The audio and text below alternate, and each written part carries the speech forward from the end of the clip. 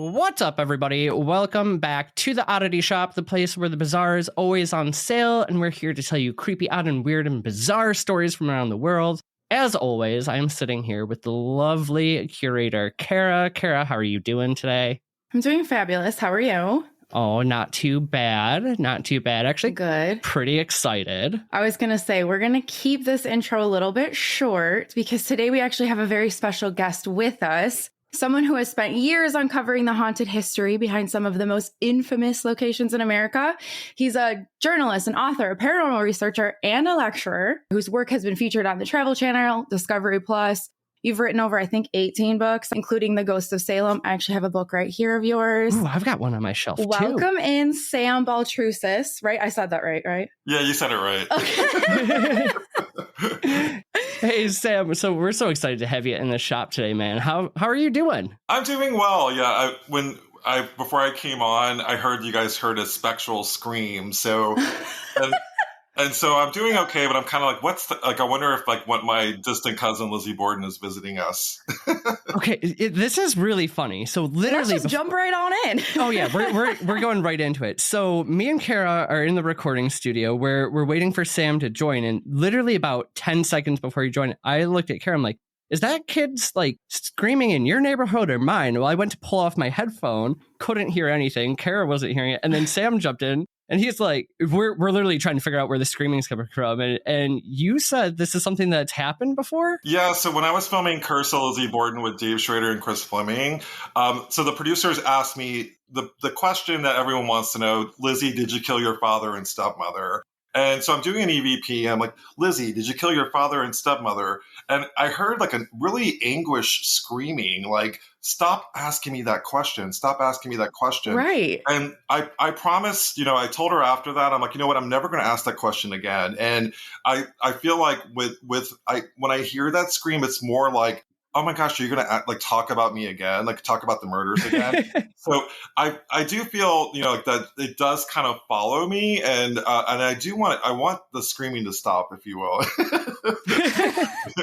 Well, I don't blame you. It was a little jarring on our end, although nothing too out of the norm, I think, for me and Kara at this point. But yeah, but that's wild. I mean, I guess that's how she gets your attention. I don't She needs to figure out a different way. Exactly. Well, thank you for joining us, Lizzie. We won't ask you about the murders. We promise. Promise. She's very happy right now. She's got her New England kind of scornful look. Yeah, she does kind of have that look. For those who can't see, he's holding up a picture of her. So, we're so glad you're here, though, bringing your spectral screaming and relatives and all. But, for those who might not know, do you want to tell us a little bit about yourself? Sure. So my name is Sam Baltrusis. You got the name right, which is great. So I've written 18 paranormal-themed books. I've also done a lot of television. People know me for Curse of Lizzie Borden, but I've done a lot of other programs like A Haunting. And I was also a producer on season 11 of A Haunting, Most Terrifying Places, Fright Club, Paranormal Night Shift, list goes on and on. But I think for me, the stuff that I'm most passionate about is definitely my writing and my books. And the book that I'm known for the most probably is Ghost of Salem. And we're actually currently working on book number 19, which is Haunted Castles of New England. And that's been so much fun working on that. That's a lot of books. It's fun. I love it. I love it. This might be just a totally ignorant question, but do we actually have full castles? Or what are the castles of? That's actually a really pertinent question because American castles versus the castles you find in Europe are definitely, there's no comparison. And there's a lot of comparing, contrasting. A lot of and people have said this to me in my interviews, that the castles in America are kind of like movie sets. They're almost like, they're kind of like copycats of what's found overseas. But I will say there's a lot in New England, especially, that are haunted. And so one's Hammond Castle in Gloucester, and I spent past Halloween there, and it was so much fun. And yes, it was built in the late 1800s, and it doesn't have the history that a lot of the castles, like the Lancaster Castle over, in England, or Chillingham Castle, all the ones that we know. But I find it really fun to look at it, and also look at the idea, why would a castle be haunted versus another location like a haunted mansion? And a lot of it has to do with what it's made out of. It's made out of granite, limestone, and that does retain the paranormal activity. Isn't that the stone tape theory? It is, yeah. So it's a stone tape theory, and and that's kind of like the big question. Like, does the materials used to build these castles, and I'm using air quotes, yeah, but castles are, and this is a really good look into the stone tape theory that energy is sort of absorbed into the stones or into the walls. In this case, it's usually rocks that are used to build the castles, the American castles. That's so cool. I haven't actually heard of stone tape theory. Oh, you haven't? Yeah. Do you guys want to give me like the 30-second rundown? I mean, excited. That's kind of it. It's just the theory that like certain materials hold that energy. Okay. And is it, correct me if I'm wrong, is it a loop that they think it's playing? It's almost like a residual haunting. Okay. So like the spectral scream that you heard, like that could be considered a residual haunting. So something triggers it. And it's absorbed into like a rock or into the foundation or into the land, and something triggers it. And usually, I'm a notorious trigger for that stuff, so so it'll set it off. Something will set off the haunting. That's cool. I have goosebumps. So I feel like you're always so busy. If anybody doesn't follow you on social media, or if they do, you're always all over the place doing so many different things. And now you're writing your 19th book. And I read somewhere that you used to, or do you still do newspaper editing? Because I don't know how you have time if you do. Yeah, well, no, I used to. So for 20 years, I was a journalist, and so that was my precursor to what I currently do now as writing books. So I was editor of 2 local magazines at the time, and I wrote an article for Stuff magazine, which is a magazine in the Boston area that's no longer, and that turned into my first book, Ghost of Boston. Oh, okay. So I would always write the paranormal themed articles, and this is back in, I think, 2011, 2012, that I wrote that first article that turned into a 3-book deal. And so it kind of transitioned from a print journalist to an editor to full-time paranormal. I also work the overnight shift at hotels, and that's sort of my primary job. And I try my best to work at haunted hotels because it really does. I was just gonna ask. I kind of double dip, I like doing the research and then working the overnight shift, which is slower usually, and I can have time to think about my books. Sometimes write it, but don't quote me on that, because like my boss would be like, "You're writing books while you're working," but I do kind of do both, and it works out well. Yes, I'm super busy, but I love it. I love every minute of it. That's awesome. When you were starting as the journalist, was the paranormal always there? Did you fall into it? How did you kind of make that switch into the paranormal? That's a really good question, because like for me, I was terrified for most of my career as a journalist. I identify as a clairvoyant, and as the clairvoyant, that's sort of like an umbrella term, but it's someone that's highly intuitive and sensitive.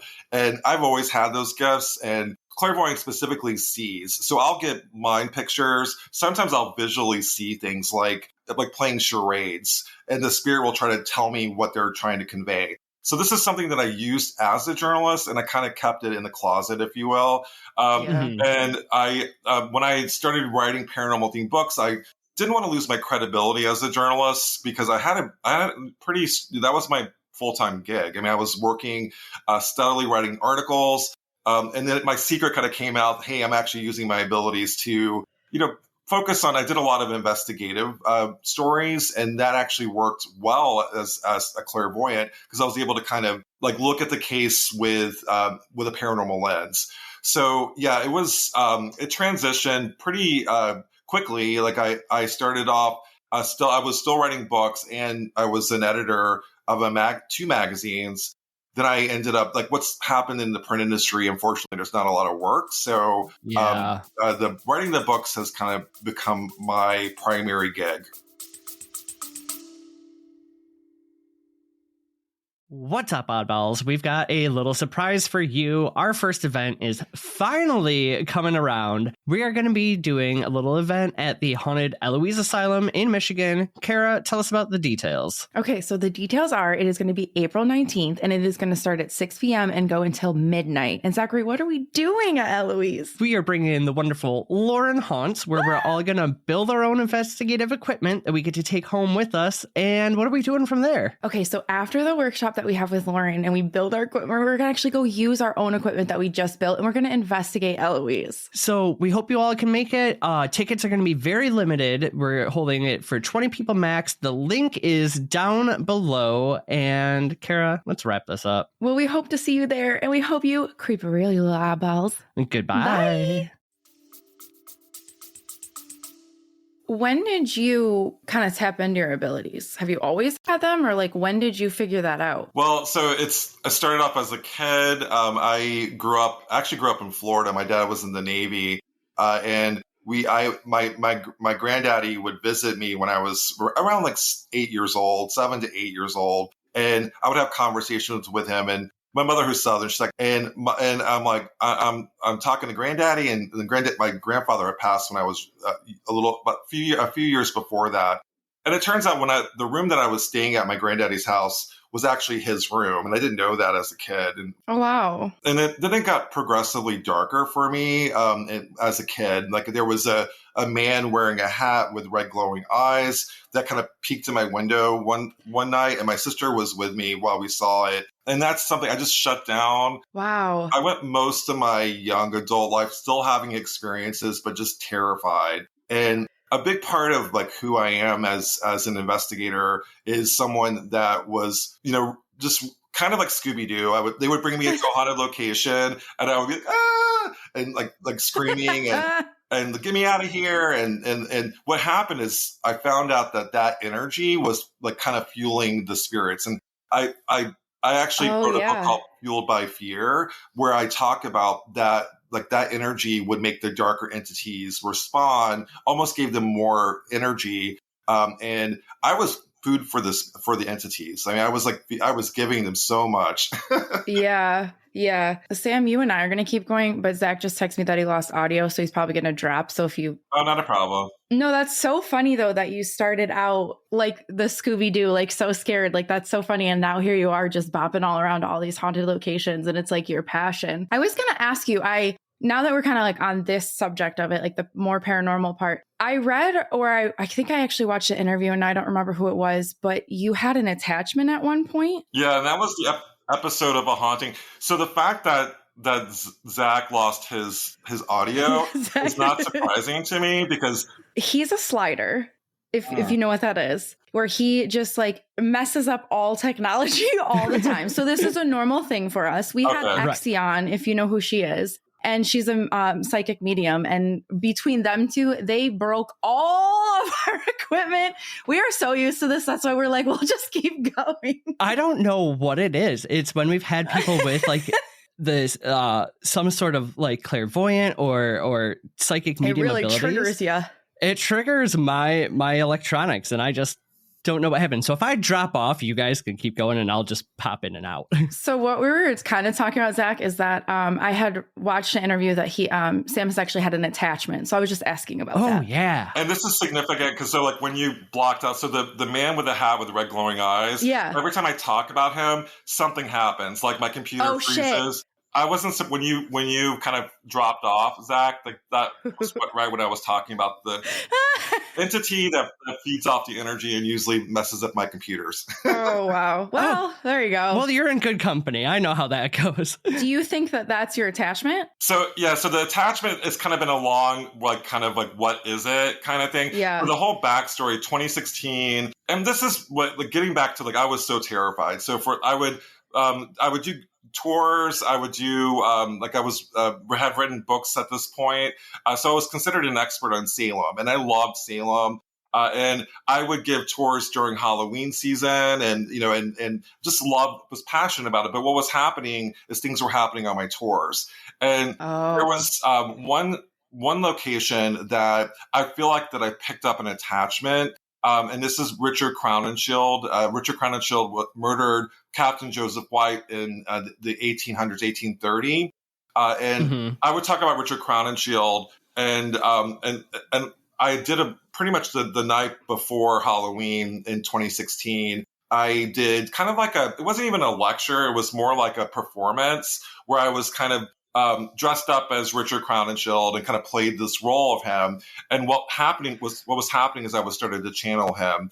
And I didn't know I had that ability at that point. So I started. What a time to find out. Yeah, exactly. So I channeled Richard Crowninshield, and I remember like doing the performance and going like, oh my God, like, and I was getting like mind pictures of the murderer, and he was telling me that he didn't act alone, and he was innocent, and like all this stuff that I was getting. And I remember looking in the mirror and like going like my face was distorted after giving that performance. And my partner at the time was like, you look fine, you're great. And so it just was an 8-day ordeal of having this entity that murdered somebody and like kind of like taken over. And I was going in and out of consciousness. This became the 100th episode of A Haunting. And what happened is my friend Joni Mahan noticed something was wrong. And, there should have been a telltale sign. I was doing all sorts of things like posting online, like, I would like anyone have a human skeleton or like a skeleton? And they're like, oh, I have a fake one. And I'm like, no, I want the real one, And so stuff like that. And my friend Joni noticed something was wrong. And she's like, Sam, I think you have an attachment. I'm like, what's that, Jody? And that reenactment in the show was hilarious because it was all done on social. We did it online, and they reenacted it where she came to my house and was like, Sam, are you okay? And anyway, long story short, she got a shaman who did a removal, and the removal did open me up. So at that point, I saw the entity leave my stomach, which was weird. And I came out, and then looking back at it, it was super emotional because it was sort of like seeing there was a lot of spirits like lined up to basically take this entity and bind him. And, and I saw this as a clairvoyant, and it was very powerful, life-changing, and makes me grateful. Makes me like the idea of going into a location. Doesn't matter if it's a performance or not, like to go in and protect yourself, because I wasn't really protecting myself. And now I'm a hardcore believer in protection. And especially now that I know I can channel, I have to push it out. And like, that's the number one rule. If you're a trance channeler, is you have to be able to, if you take it in, you have to push it out. That's crazy. That's so important on the protection because first of all, I couldn't imagine seeing as a clairvoyant, like what's actually going on with the shaman, because you're seeing more than most would in that situation. I can't even comprehend that. It was so fascinating. That's wild. It was fascinating, but it was also like emotional because my grandmother, and I'm going to start crying. My grandmother was there, and my grandmother, who super Catholic, she was like with her rosary, she would like turn into this like this fierce warrior spirit guide, and she was like tackling this guy. It was beautiful. Like that's so cool. Yeah, and I love it, and I love that my Nana, I call her Nana, was there to protect me. That's so sweet. That's amazing. You're gonna make me cry. Oh, Grandma. So what does that look like for you now before you're going into locations? Like, do you want to share what your protection looks like, or if it's something personal? I mean, it's a whole process, but yeah. So I do what's called the crystal shield of protection, and apparently, when I did it on Curse of Lizzie Borden, it was the vagina symbol in American Sign Language. Yeah. So I taped it a little bit. I don't do the vagina symbol, but so I do a crystal shield. It's like a Reiki based shield that I do, and I do crystal as opposed to white light because crystal allows the good spirits in and keeps the bad ones out. Oh, okay. So I do that. I have protection stones. I have. I use Palo Santo a lot. I use black salt. And all sorts of things to make sure that I go in. I'm also big about closing. So when you leave a location, even if you don't think you picked anything up, you could have. And I use my dominant hand, and I do like a chopping behind my neck to make sure nothing's kind of like trying to hold on to me or attached to me. Oh, that's interesting. I like that. Yeah, that's cool. Yeah, cut the cord. Yeah. Wow. a lesson we learned early on as baby podcasters and, kind of playing around with some demonology things we didn't know we were. And we got very quick on the protection stones after things started moving around our spaces or being thrown at us. So yeah, it's definitely important. But I like that physical cutting of it, like wiping behind your neck before you go. Yeah, that's cool. I guess aside from like doing that and like cutting the cord and things like that, are you able to like turn off your sensitivity to spirits? Like, is it kind of like a switch on off or not really? That's a good question. Because like for when I first started, like kind of doing locations, I didn't know how to turn it on and off. So I was kind of being tormented by the spirits and I was actually getting hijacked. So I would walk in, I was at the orphanage in Gettysburg and walk in and this whimpering child like basically took me over and I was like, and I was like, and so I was getting hijacked. Now I try my best to set boundaries and I'm like, I do imagine like kind of an old fashioned lamp where I turn it on, turn it off. I've done like open, close. All of this is, of course, visualizing in your third eye that you're turning on and off. I also give them. So I wear like a suit normally, and the suit to me lets them know that I'm ready for business. And then the outfit that I wear, I also use it's more like the way that I'm dressed.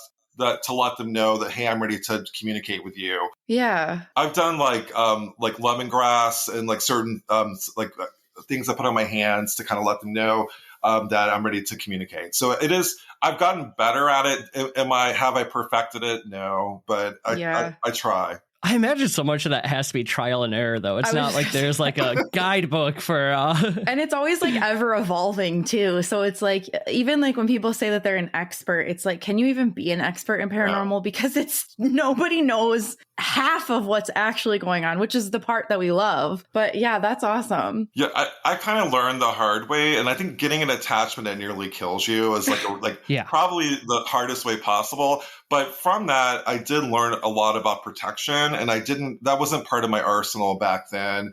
And now I have a group of up and coming mediums that I work with called Spirit Squad. And we, cute. And so so I'm their mentor and it's a group of about 60 altogether that kind of go in and out of classes. Oh, wow. And so the Spirit Squad is really like, I learn with them. So that's like the number one question. How do you turn this off? Like once we turn it on, how do you turn it off? And we're still learning, but we're getting there. That's so cool, though, because you've obviously had to learn some of those lessons the hard way, but then to be able to teach up to 60 other mediums how to do it, like that is such a impactful way, and you're saving them from God only knows what, Yeah, it's amazing. And I having gone through what I went through, I remember thinking, I really need a mentor. I really need someone to help me with this. And the closest person that I worked with, her name's Joni Mahan. And she's the one that saved me when I had the attachment. She's a fellow author as well. So she did act as my mentor. But it was literally trial by error. And I made so many mistakes. And now I can help my students kind of walk through stuff that I've already been through. And we just did shadow work, which is kind of known for witches to do shadow work. But we did it. We kind of combined multiple faiths and like shamanism, and we looked at just sort of like doing it and embracing your inner child, and it was super beautiful. And I loved working with Spirit Squad, and I love going to locations. We're going to the S.K. Pierce Victorian Mansion together and going with a different approach to investigating. It's not all about the bells and whistles that we all know from all the different ghost hunting devices. We use our senses, and we use dowsing rods, and I do a seance, which is sort of a tweaked version of a seance. I love that. The seance. That's amazing. Cute. Do you take on more? I know you have 60 right now, which is a lot, but if people are interested, if there's, in case anybody is out there, they're a budding young medium, are you taking on more students for the Spirit Squad? So the way that Spirit Squad works, it's sort of like taking on people that I connect with. So I travel all over the country. Like I connected with you guys in Michigan. And like something kind of just like pulls me to them. And I'm like, hey, I have this group called Spirit Squad. And so it's been kind of by attraction. So I don't really promote it. But I do take on new students. I have a whole segment coming up in July where it's a monthly Zoom meeting that we're meeting. And that's starting July 28th is the first day. And it's going to be a monthly session of Spirit Squad. Normally we do 5 classes in a row. And it's really intensive. So I just want to kind of tone it down a little bit and just do a monthly. So yes, we're taking on new students. And if you want to sign up, I would love to have both of you, really. Oh, that would be fun. That'd be fun. Zach and I are very vibe people. Yes. So we understand where you're coming from on that. We have to, just because we just talked about it. So we met you at Michigan Paracon in 23. Yeah, right? I think so. Yeah, 23. It was like 2 years ago. Yeah. Yes. And how? I don't know how it's already been 2 years, but whew. I don't know, isn't that crazy? But that was the funniest. I don't know if you remember, like Zach and I do, because it was just so funny the way that we met you, Zach. We'll keep it PG for the podcast, but there was a crystal that had gone missing that we all had a good laugh about. I actually told this story when we did our recap of Michigan Paracon that year. Did you? I think we might have already outed you on that one. Because it was so funny. The best part is good. My mom was getting her palm read 2 tables down from us. And at one point, the reader looked up because we're all dying laughing. And we were with your dad. And goes, do you need me to tell those people down there to quiet down? And she goes, no, that's my family. They're just being weirdos. She's like, no, they're fine.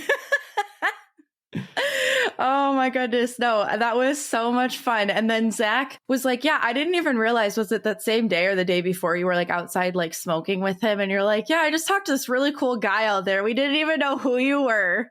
Yeah. Was that the same? I think that was the same day. Yeah, I think it was the day before you presented because you were wearing your suit. And we had like a quick conversation. Then you come out on stage. I'm like, oh my gosh, that's who I was just chatting with outside. But that's the cool thing about Paracon is there's so many people. Yeah, so I remember your shirt, Zach. So I'm like, oh, I like this shirt. And so like little things like that attract me. You know, like I'm like, oh, I like Zach's shirt. And so we started talking. And then you're like, I'm like, I like your shirt. And you're like, okay. You know?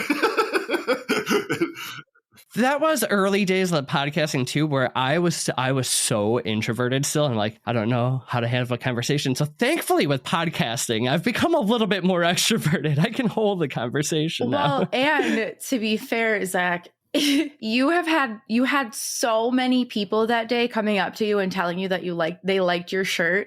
And like, we're just not that used to that many people. Like it's a lot of people that are at these conventions, and it is like overwhelming at a certain point. Like you love it. Like you're meeting people, you're having great conversations. It's fun, but you're kind of like drained at a certain point. I can only imagine how you are, because Zach and I are like, at the end of the day, we are like, my battery is dead. So I'm just trying to give you some credit, Zach. You're good. But that's a great point. First of all, this is why Kara dresses me, because I have she bought me this shirt too.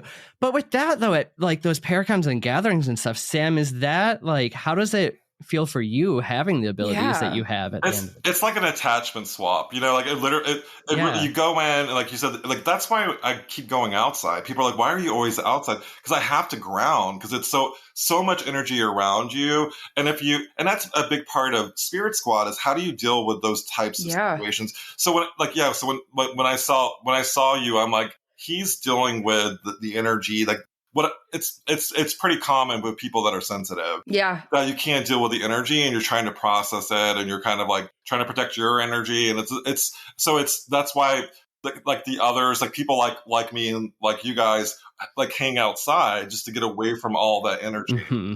And that's so funny that you say that, because we go outside almost like every lecture we would be done with, we'd go outside. In between like halls, we'd go outside. And I usually like sit on the ground. Like I'll just be like, let me just touch the grass. Let me touch the ground. Let me just be here for a little bit, and then we can head back in. Yeah, you definitely feel it at those kind of conventions. Yeah. Woo.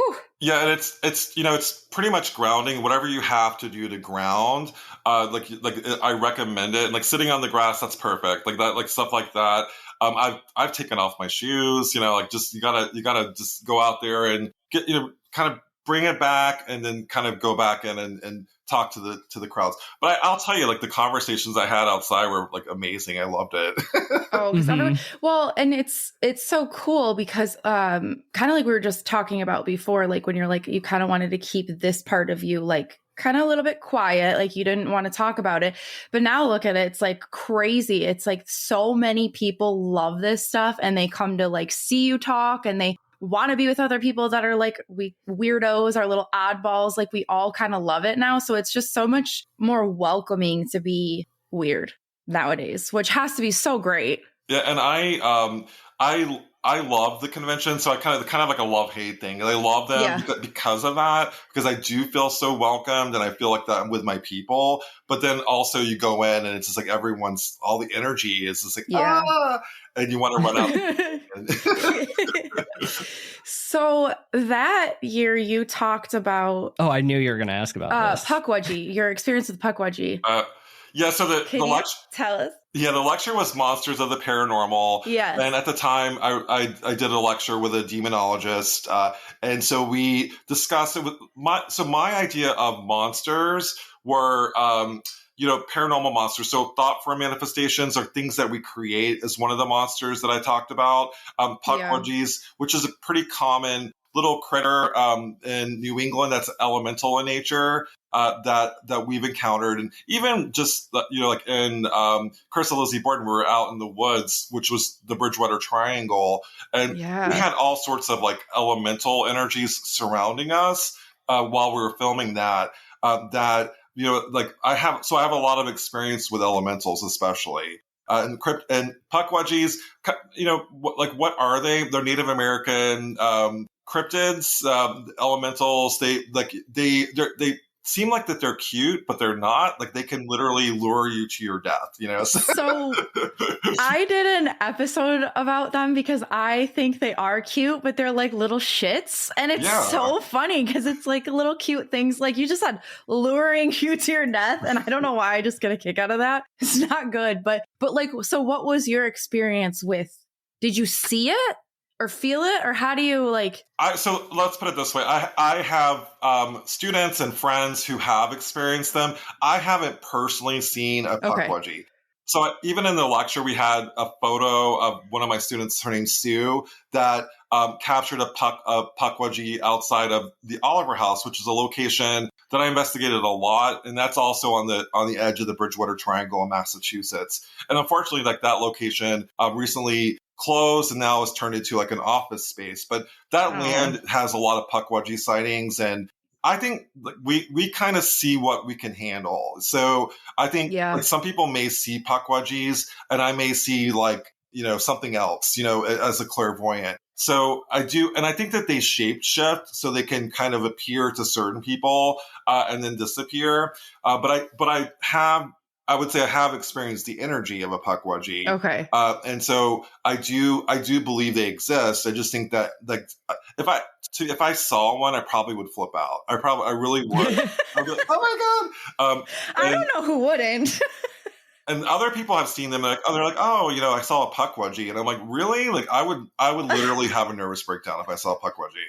So I think that they know that, and they kind of like we picked up EVPs of what sounds like a Pukwudgie, it's kind of like a animalistic primal noise that they make. And so I know that I've experienced them, but I just have not seen them. That's so funny. Still, that you probably just made Kara's entire day with that one because she is in love with that. I just think that's like so funny. Like these little cute little shits. I don't know. Yeah, they are. Little terrors.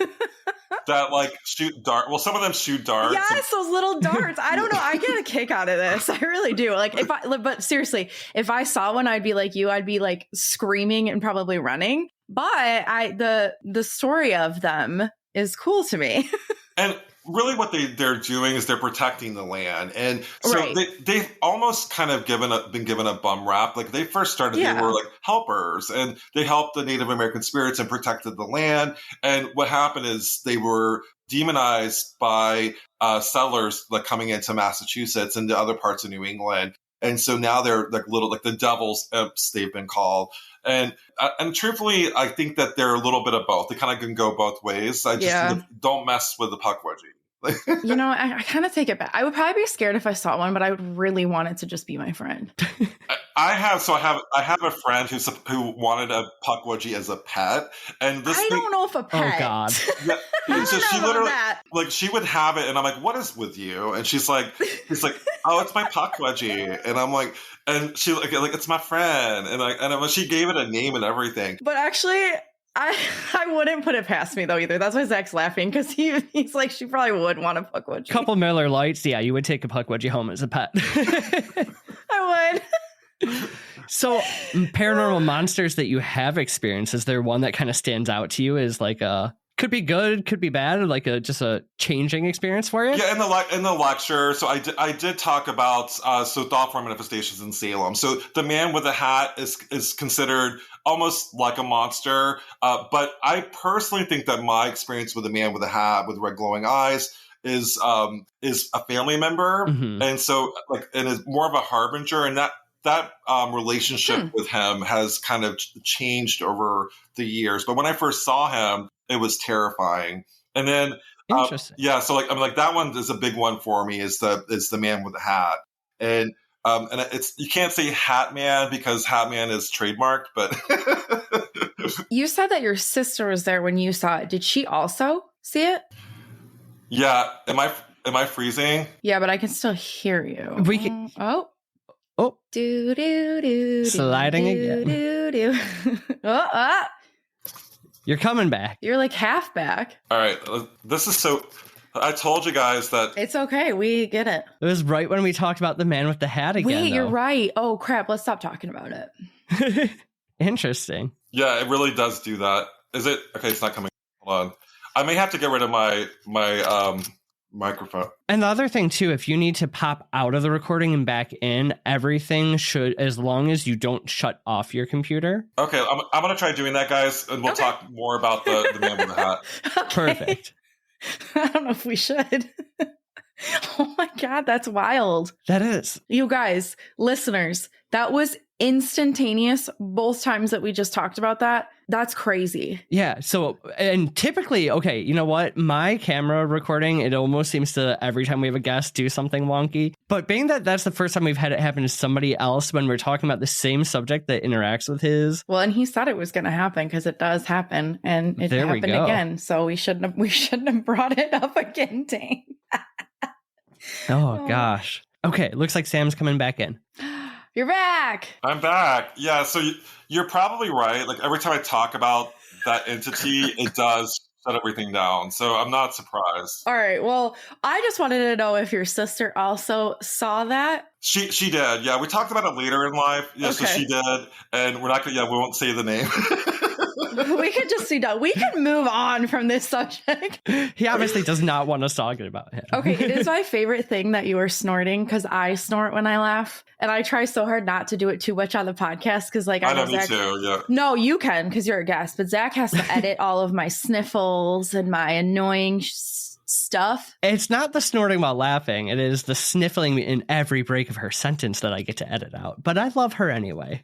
Oh yeah. Okay. Wow. Okay. So enough about the monsters. Let's make sure the technology still works, though. Oh goodness. But like, obviously, you get to investigate a lot of places, and you've written about a lot of them. Is there one that's on your bucket list that you haven't gotten to yet, or might be in the works? Yeah. So I always say Queen Mary in California because I have visited it, but I haven't gone in as a paranormal investigator. I'm actually going to San Francisco, so I'm going to the coming up season. So I'm going to go on the West Coast. The goal is to go to Alcatraz and also go to the Queen Mary if I can. That would be awesome. We want to go to the Queen Mary. Ooh.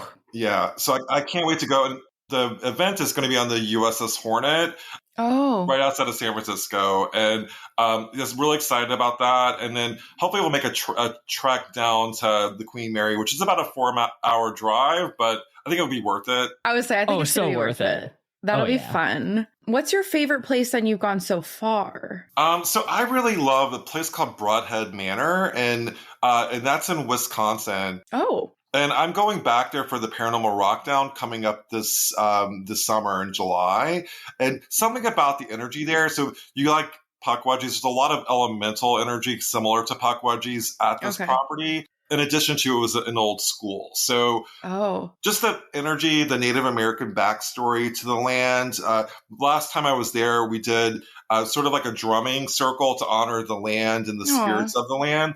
And it was so beautiful. And we had in the drumming circle, there were dragonflies that were kind of circling us in the field right near where there was a Native American burial ground. Oh, that's cool. And so I love it. And I can't wait to go back. Where in Wisconsin is that at? It's Broadhead, and it's definitely more southern, so it's close to Chicago. My family is like my brothers are in Chicago, so it was I was able to see my little brother Joey. So that's cool. I used to live in Wisconsin for a little bit. That's what I was wondering, like where in Wisconsin, because I've never heard of that. Cool. We'll have to check that one out. Broadhead is really small. Like it's like a really small town that I think that there may be like population of like 100 or something. It's really small. Oh wow. Oh, yeah, that's a cool. real tiny town. Those are the best, though. So, Paranormal Lockdown, is it like kind of a smaller event, locked in sort of deal, or is it a bigger? Oh, so it's Rockdown. I may have said Lockdown. Oh, no, we probably heard it wrong. Yeah, Paranormal Rockdown, and there's going to be performances there this year as well. So the rock band's coupled with paranormal. Oh, that sounds amazing. Yeah, cool. You guys should go. I would love that. When is Honestly, it? Wisconsin's not too far. Yeah, so it's in July, okay, and it's the second weekend in July. So I can send you guys information. Do that. That'd be fun. I think you both would really like it, and it would be a great place for like doing your podcast, meeting new people. Yeah, for sure. Yeah, no, we'll have to check that out. That'll be fun. Yeah, it's not far from us. And especially now that Michigan Paracon is gone, we're looking for a new home base. Ay.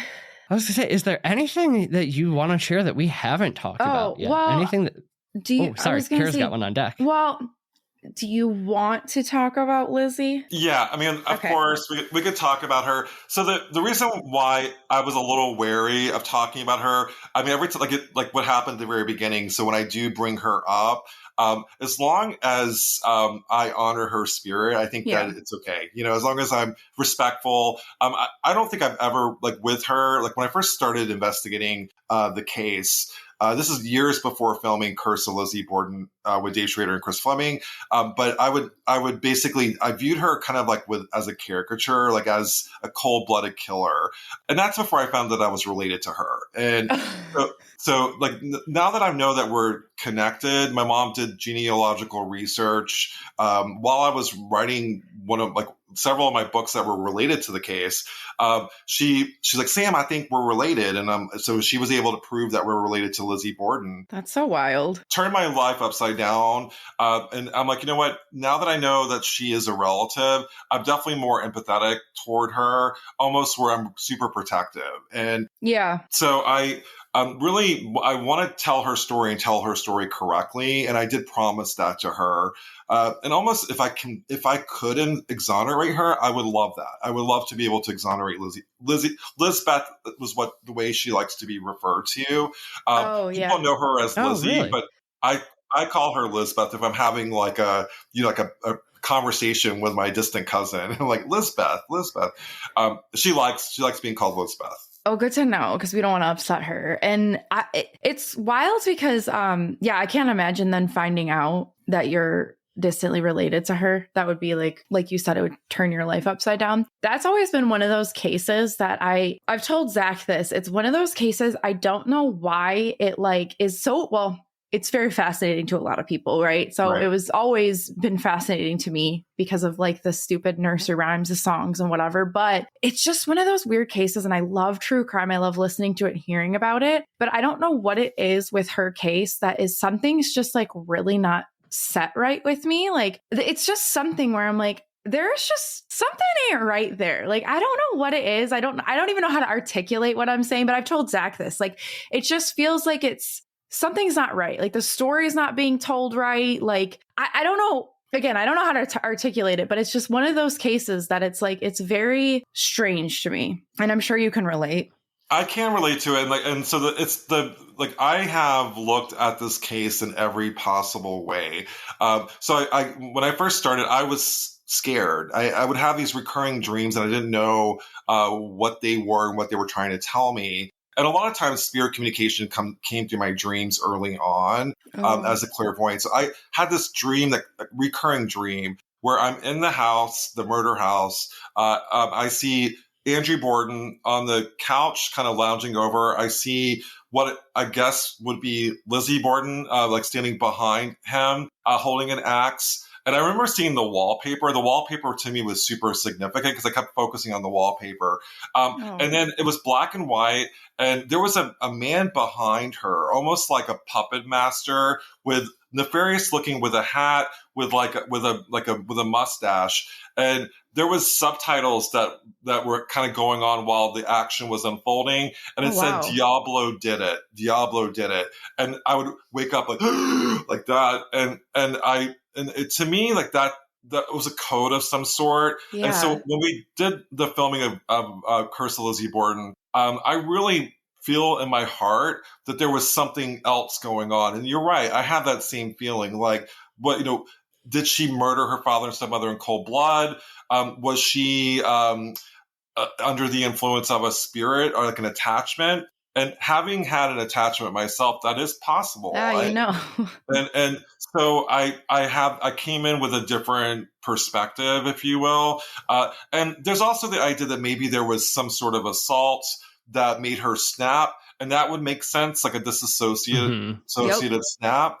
But I will say, having investigated the case over and over again, there's almost like a splinter personality of Lizzie, and I call her Crazy Lizzie, that I pick up at the murder house. So when I'm interacting with Lizzie, and I'm kind of doing air quotes again, it's Crazy Lizzie. It's a different, like the voice when I hear is like, she's crazy, and I hear that in my ear while I'm in the house. And it turns out like that actually is what during this show, one of the shows that Amy Allen, she was in the house, and I didn't see this until years later, but she had a very similar impression of that entity that's in the house that's assuming Lizzie's identity, but it crawls in the vents. It's really creepy. But yeah, I do feel that in the dream, like either it was like a entity that took her over and she was involved, or there was maybe and John Morris, who was her uncle, has been someone that's been accused of being sort of like the puppet master, if you will. Yeah. And he was creepy. I mean, like even pictures and just knowing his backstory, there was something wasn't right with him. Something weird, it was a little off. But he had an alibi that was solid. Like he was walking to another family member's home the day of the murder, the morning of the murder. And so he had a really firm alibi, but his alibi was like creepily, like he knew everybody he talked to along the way. And it was too calculated. Weird. Yeah. Okay. On the John Morris subject though. So when I was looking into it, everything said that he was going to buy ox, but I never heard anything about him bringing home ox, or is that just like a Wikipedia fact that was completely wrong? Yeah, I think, from my research, he was visiting a fellow, like a family member. Okay. And he was a butcher. And so like, that's another thing, like he was a butcher, like that's right. and that's something that people don't know. Like he actually was an apprentice working, like he chopped up meat, and that, I don't know, like that's a red flag right there. He came the night before the murders, and he kind of just popped up in the house like, hey, I'm here. And instead of staying in the usual room, which was on the third floor, right next to where Bridget Sullivan stayed, he stayed on the second floor in the what is now called the John Morse room. And that's where Abby Borden was murdered. So that even the room that he chose to stay in was odd for him. And also, this is another weird fact. The night after Abby was brutally butchered in the second floor room, he stayed in the same room the night of the murder. And that the whole family staying even in the house was I feel like strange enough, but yeah, to stay in the exact room, that takes a character. Yeah. I would imagine though that people going and visiting the house now, kind of like what you were saying, like quotes Crazy Lizzie, like some things like almost like imitating her. I would imagine that Lizzie probably is not there. I mean, maybe, But there's so much energy that has gone through that house, and it is such a tragic site or like home. Like, I can't imagine that everybody that's going there is with the intent of talking to something evil or her, or, you know what I mean? Like, I don't know, like, kind of like a thought form, like you were saying, or an egregore or something like that. Like, I can't imagine that Lizzie's just still chilling in that house. Unless for whatever reason she's trapped. I don't think that people are really talking to her. Do you? No, I mean, like that. Yeah. That's my theory as well. I feel like that. I had the conversation with her, so I feel like that she feels the most comfortable at Maplecroft, which is her later in life home, and then we also investigated that location for Curse of Lizzie Borden. But I told her, I'm like, I will never call you back to this house, but can you please, while we're filming this show, make an appearance? So we did the seance at the end of the show, and she was in the room. So when we say Lizzie's in the room, she was. So I think we were able to call her there for that case, but that was to help the children and help Eliza Borden and other family members. And I'm going to get emotional because she was kind of apprehensive to join. In fact, I have goosebumps. Yeah, but she participated. She even in the afterlife, she's a loving person. And I don't think she did it. And if she did it, I don't think it was. No, I just don't think she did it. I mean, I will say, like, my interaction with her, she doesn't like being called back to the murder house. I told her I would never call her back again, and I haven't. And so and people that do, I'm really, I try my best to, like, spread the word. Like, she does not want to go back there. So stop trying to do EVPs, talk to Lizzie. Another person that I feel is victimized in the afterlife is Andrew Borden, who was the father. Now, was he kind of a questionable person? Yes. I mean, he was a penny pincher, but he was a man in 1892 who was wealthy. He probably had ways about him that would not translate well in modern times. Of course. But he was not like a demon. He's now being portrayed in this really dark way. And I don't think that that's Andrew Borden that they're interacting with. It's something else. It's like an egregore thought form. And just like Crazy Lizzie. Yeah. I even, like, when I refer to this splinter, I don't know if it ever belonged to Lizzie. I mean, my theory is that maybe, like, during the murders or even before that, if there was a sexual assault, that it somehow psychically imprinted itself, like, in the property. But I do think that it's assuming the role, and I do feel that that Lizzie doesn't like being called back there, and I've been good on my word. I haven't called her back. I know she appreciates that, so she needs to stop screaming at you. I love it though. You almost get to be like an advocate for these people who have been misrepresented. Like that. It's one thing to do that for the living, but it's such a cool iteration to do it for people who have passed on. And that's a role that I kind of fell into, but I do feel that way too. Like, I feel like that's my role as a family member, is to advocate for the family members who have passed. And I have some questionable, I mean, it's not just Lizzie Borden. We're related to Eileen Wuornos, who... Oh, that's right. I forgot you were. That's so wild. And that was found, like, we did, like, my mother, like, she brought me to Lizzie Borden and to the Putnam family, who were major accusers in the Salem witch trials. But then the producers on the show, they dug even deeper, and it was crazy. The people that Eileen Wuornos, there was also Marilyn Monroe, is someone that's connected to us as well. And I feel very, very connected to her. And when I go to California, I would love to, because the DNA evidence that was found was fairly recent. So we're able to use DNA to prove that who her father was, she's a Gifford who's connected to our family as well. Oh, yeah. It's so interesting what we're able to do with all the DNA. I just did my DNA and I got shit. I got nothing. And you have everybody. I'm so jealous. A lot of it too, like, so for example, Marilyn, like, we didn't know who her biological father was. So what we had to do is we had to use Ancestry.com, which is what my mom used, coupled with forensic for DNA. And so, so it didn't just pop up on the when you do the DNA. It didn't, you had to, like, I guess I got to keep digging. Yeah, to dig in.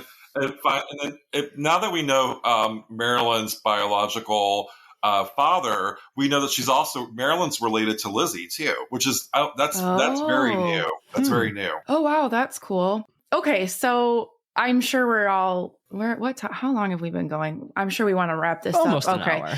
I guess my final question, unless you have anything else to tell us, is now that we've just started talking about like terrible people that you happen to be related to, some paranormal aspects and some, murderers, not Lizzie, but, would you say that you're more afraid of people or the paranormal? Like, who's the true monsters, would you say? Well, especially in the case of my family members, if you really look, and the way that you worded it before, that there was something not right about the Lizzie Borden case, I think that the people that control the narrative on her case sort of like controls how we view her in the modern day. And those are the people that are evil to me. The ones that manipulate the truth to make them look better, whether it's like sort of like a patriarchal approach to women. The ones that try to control the narrative really are evil, in my opinion. Yeah.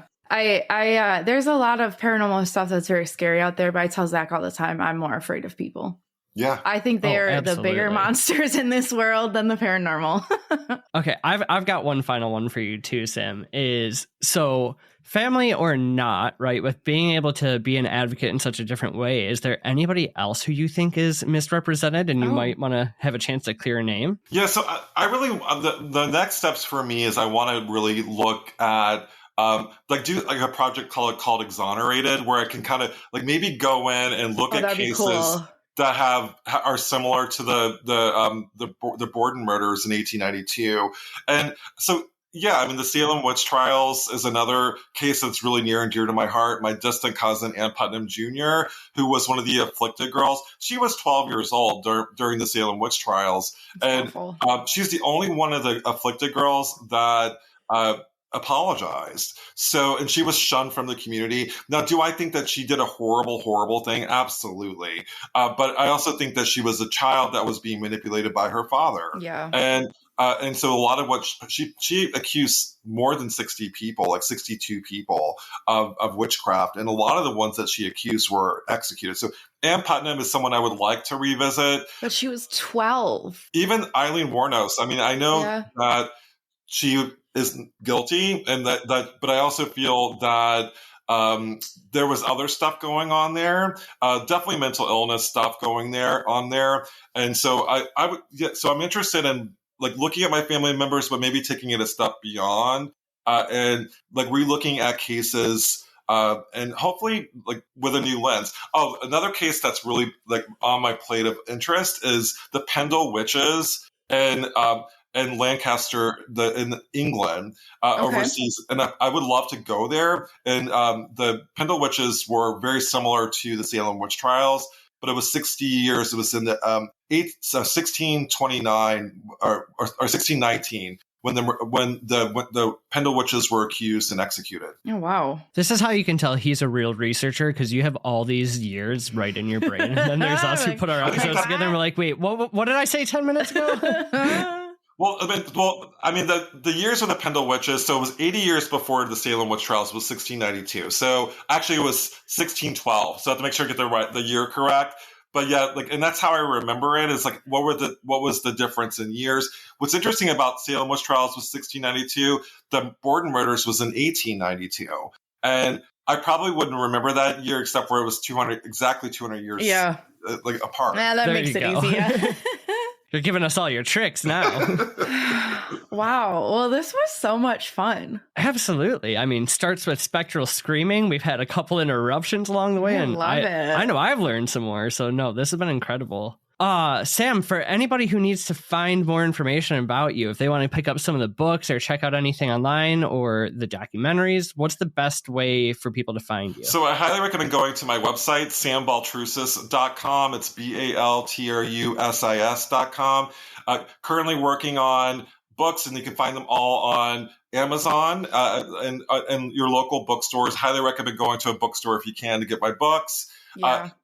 Another thing that I'm working on too, so I'm working on the Haunted Castles of New England. I'm doing an anthology called Haunted Travels Anthology that's coming out this summer, and I'm bringing to an event near you, and hopefully you guys will be able to support the paranormal writing community, or ghost writers as they call them. Yeah, no, awesome. Ghost writers, fantastic. Yeah, and we'll make sure that the website is linked down in the show notes. So anybody listening, just one click away. You are also just in Haunted Mag, right? Yeah, so I regularly contribute to Haunted Magazine, and I love that publication because cool. So diverse. It's actually it's produced in the UK, but it's cool because a lot of the stories are American stories. So like we have a lot of great writers, like Richard Estep is a regular, Amanda Woomer's a regular, so Alex Matsuo. So a lot of people that I consider people that I respect in the paranormal research community contribute to Haunted Magazine. Awesome. So there's a lot of ways that people can get their hands on your stuff. We love that. Okay, so one other thing that we ask is we like to leave an emoji. We have our listeners leave an emoji when we post the episode stuff. So what emoji would you like to be left for your episode? Well, I mean, my first response thought was an axe, but... Okay, I was going to say maybe a book because you have a lot of books, but... Yeah, I mean, but I don't want to be known for the axe. So yeah, I mean, maybe like... So ghostwriters, or maybe how about a raven? I like a raven. Oh, okay. There has to be a little raven or a crow emoji. I'm perfect. Sure I like that. I love ravens. Oh, I want a crow so bad. See, I would take a pukwudgie. I would do it. She absolutely would. She tries to take everything as a pet. Okay, Sam. All right, Sam, we'll let you get on with your night. We'll let all the little Oddity Shop listeners get on with the night. So, Kara. Well, we appreciate you so much, Sam, for coming. Thank you again. Like, we are so incredibly grateful. Listeners, we're so incredibly grateful for you. Please leave a raven, a book, an axe, whatever, or preferably a raven. Leave those emojis so that we know that you listened and you like this episode. We appreciate you so much. But the most important thing that you could do for us is to creep a really little oddballs. Goodbye. Bye. You got to throw us a goodbye, Sam. Goodbye. Perfect. We probably could have warned you. That was thank fun. you, though. Thank you so much. That was a lot of fun. That was fun.